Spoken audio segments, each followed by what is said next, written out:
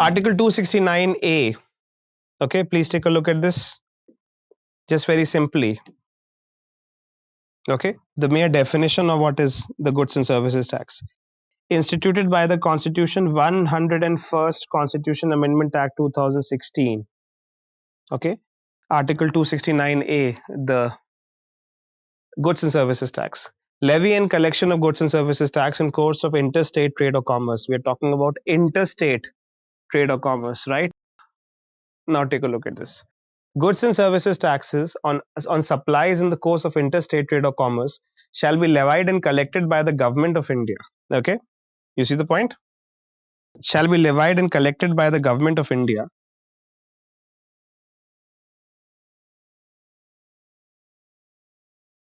And such tax shall be apportioned between the union and the states in the manner as may be provided by Parliament by law on the recommendations of the Goods and Services Tax Council, GST Council. Please take a look at this part very clearly, class, to get a sense of what we are trying to say over here. Okay, this is the article in the Constitution which introduces the GST as an amendment. Levy and collection of goods and services tax in course of interstate trade or commerce. Goods and services tax on supplies in the course of interstate trade or commerce shall be levied and collected by the government of India, and such tax shall be apportioned between the union and the states in the manner as may be provided by Parliament by law on the recommendations of the GST Council. So what it basically means for you is to understand the fact that the interstate trade and commerce indirect taxations are now taken in control by the, what you can say, the Goods and Services Tax Council, and it is going to be the council which is going to decide upon the apportionment of the taxes between the union and the states. That's basically what the GST in a way implies. That is what basically we take a look at under Article 269A of the Constitution. And of course, as you can see slightly in this particular activity and aspect, that there are parts of the Goods and Services Tax Council, goods and services taxes, which are going to be understood in a sense which are lean towards it. Okay,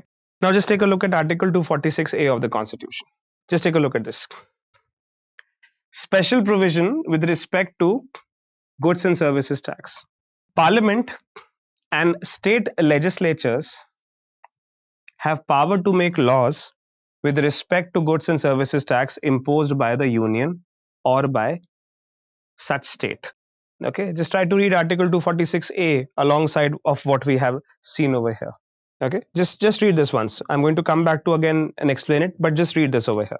Parliament has exclusive power to make laws with respect to goods and services tax where the supply of goods or of services or of both takes place in the course of interstate trade or commerce. Explanation. The provisions of this article shall, in respect of goods and services tax referred to in clause 5 of Article 279A, take effect from the date of recommended by the Goods and Services Tax Council. Okay, now let me just summarize it for you very simply. Okay, now please take a look at this. We are talking about the concept of indirect taxes. Class, please pay attention to what we are elaborating over here. Taking a look at the concept of indirect taxes. Yes. Now within the structure of indirect taxes, we are looking at three activities. First, indirect taxes or consumption based taxes which are coming from the union list. Okay, indirect taxes or consumption based taxes which are coming from the union list, number one. Number two, indirect taxes which are coming from, let's say, interstate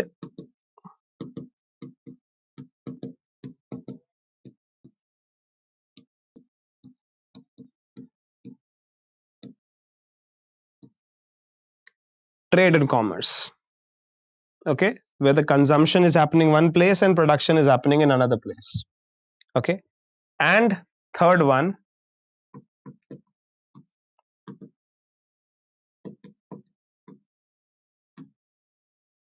indirect taxes that are coming from state list. Okay, I'm just very simply reducing very, very simply the entire regime of the GST for you. Okay, do we understand this part? Okay, now take a look at this. We are reading Article 246A plus Article 269A plus Article 279A, which collectively are a part of the 101st Constitution Amendment Act 2016. Class, I hope that we're clear about it.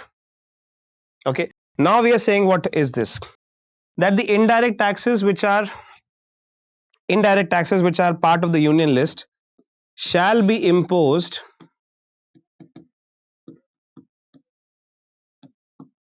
only by a law made by Parliament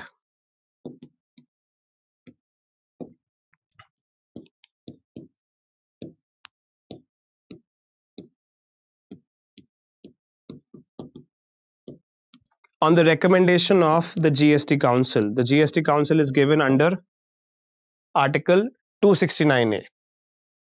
Clear? Do we have a sense of this?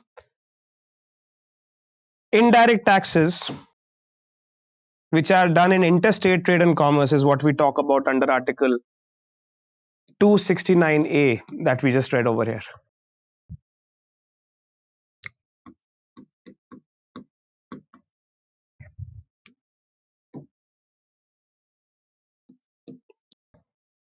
I'm elaborating before you the constitutional and polity based understanding of what is known as the GST regime. Okay, class, please, am I able to make this point clear to you? We are just in a way very simply keeping before you the entire regime of the goods and services taxes as it works within the Republic of India after the 101st Constitution Amendment Act 2016. Class, please take a look at this. This was exactly a question in the main examination in 2023. And because of the developments which have happened recently, you are also expecting a question like this in the prelims examination, because you know you have a judgment of the Supreme Court and certain issues which have been raised by the states in concern of the GST. So please tell me if you are getting a sense of what we are trying to say over here, class, please. Right now, let's take a very quick understanding of it. If a tax is imposed upon goods and services on a subject which is given in the union list, then the Parliament of India can impose that tax on the recommendations of the GST Council. The GST Council is instituted in Article 279A of the Constitution. One, done. Okay.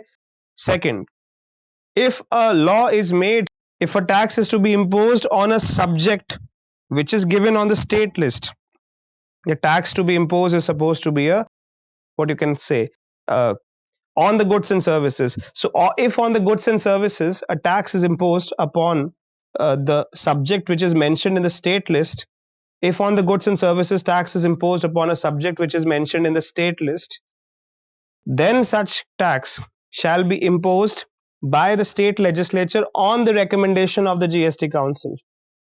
Right? Second, and if a tax is imposed upon a subject in which there is interstate trade and commerce, for example, there is one producing state and another consuming state, then such tax shall be imposed by a law made by the Parliament with the recommendations of the GST Council. This is what is known as the IGST. So you have the concept of the CGST, the IGST and the SGST, which have cropped out from Article 246A, 269A and 279A, which are basically the statutory provisions given in the Constitution with regard to what is known as the GST, 101st Constitution Amendment Act. Class, am I making my point clear? Do you have a clear design of how the GST is implemented? We know for a fact that laws are needed before you impose a tax. So if it is a tax upon goods and services, it cannot be imposed without a law, right?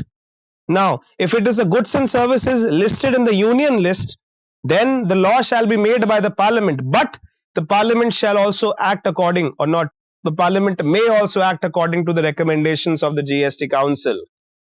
If there is a subject which is mentioned in the state list as a goods and services, and if a law has to be made to impose a tax upon those goods and services, then it is a state legislature which can make that law, but that state legislature must also at least consider the reports of the or the recommendations of the GST Council.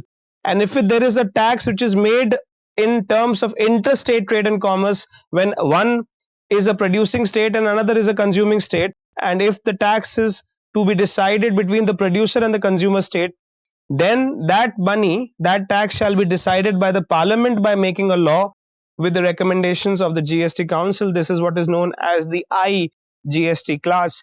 Am I laying out the framework of the GST and the GST Act and the GST Council, etc., etc., clearly before you?